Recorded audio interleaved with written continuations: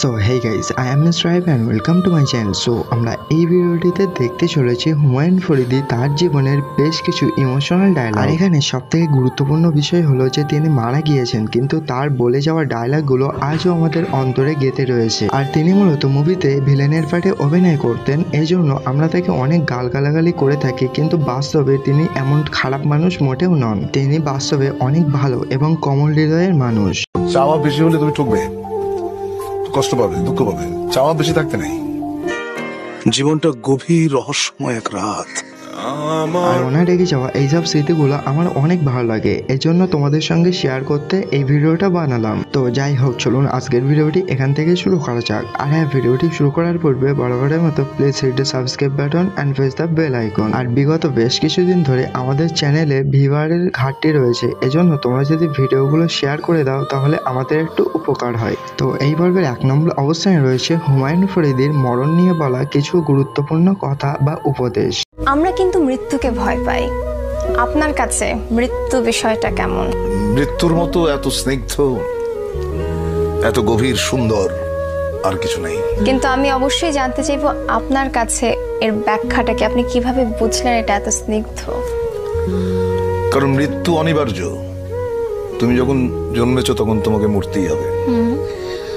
এইটা যদি তোমার মাথায় থাকে, তুমি পাপ করতে পারবে না, 1 নম্বর।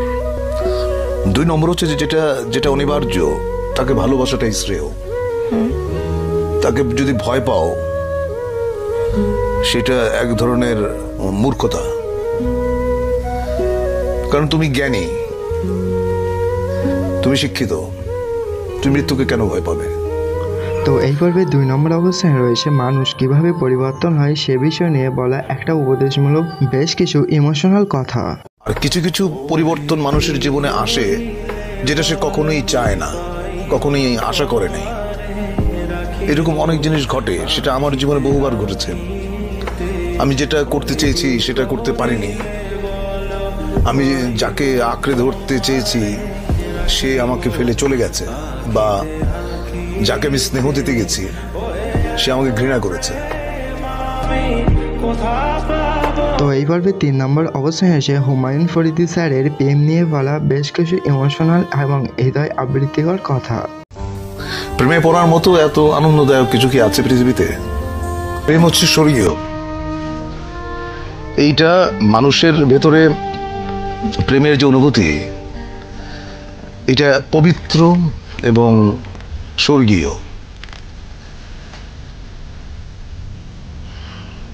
প্রেমের চাইতে ভালো বিষয় মানব ইতিহাসে নাই। আমি শুধু মানুষের প্রেমের কথা বলছি না। একটা মানুষ একটা বৃক্ষের সঙ্গে প্রেম করতে পারে। একটা মানুষ তার বাসার জানালার পাশে যে গাছটি আছে সেখানে যারা দোয়েল পাখি বসে, সে তারও প্রেমে পড়তে পারে। তো এইভাবে 4 নম্বর অবস্থানে রয়েছে হুমায়ুন স্যারের চাওয়া বেশি হলে তুমি ঠকবে এই উপদেশমূলক ডায়লগটি। চাওয়া বেশি হলে তুমি ঠকবে, কষ্ট পাবে, দুঃখ পাবে। চাওয়া বেশি থাকতে নেই। জীবন তার মতো করে চলবেই, কোনো কিছু আটকে থাকে না, নাথিং। তো এই পর্বের 5 নম্বর অবস্থানে রয়েছে জীবন নিয়ে হুমায়ুন ফরিদি স্যারের কিছু উক্তি। আর পার্সোনালি হুমায়ুন স্যারকে আমার অনেক বেশি ভালো লাগে এবং ওনার কথাগুলো আরো বেশি ভালো লাগে আমার। জীবন নিয়ে আপনার উপলব্ধিটা কেমন? দেখো, জীবন হচ্ছে, আমি কোথায় যেন বলেছিলাম, life is nothing but a journey towards death. মৃত্যুর দিকে ক্রমাগত এগিয়ে যাওয়ার নামই হচ্ছে জীবন। এই জন্য এই যে জার্নি, এই জার্নির মাঝখানে অনেক কিছু ঘটে। অনেক আনন্দ ঘন পরিবেশ যায়, সময় যায়, অনেক অনেক অনেক বিব্রতকর সময় যায়, অনেক বেদনার সময় যায়, অনেক লজ্জার সময় যায়। এই জার্নিটাই হচ্ছে জীবন।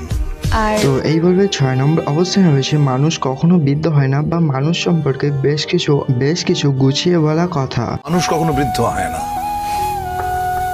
মানুষ তার মনে মনে সারা জীবনে 28 বছরে থাকে। Life is nothing but a journey towards death.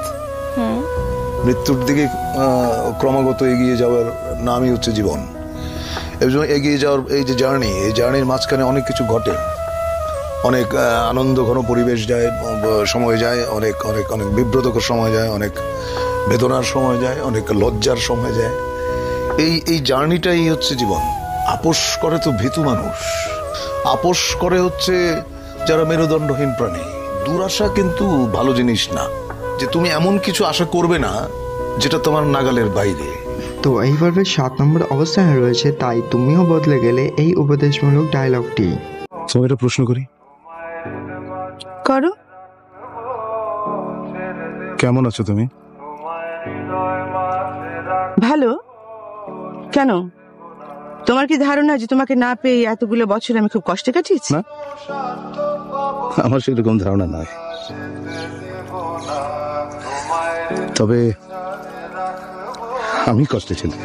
কোনো প্রিয় জিনিস হারিয়ে কষ্টে নেই এমন কথা বলার মানুষ আমি নই।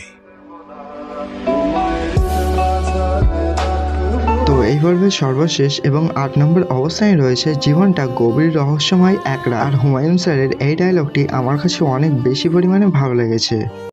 প্রতিটি সকাল কত শান্ত, স্নিগ্ধ আর নির্মল, কিন্তু জীবনটা সকাল নয়, জীবনটা গভীর রহস্যময় এক রাত। আমার সবটুকু। তো এই ছিল আমাদের আজকের মোটামুটিটা এই ভিডিওটি কেমন লাগলো অবশ্যই কমেন্টে জানিয়ে দিও। আর যদি চ্যানেলে নতুন হয়ে থাকো তাহলে please hit the subscribe button and press the bell icon.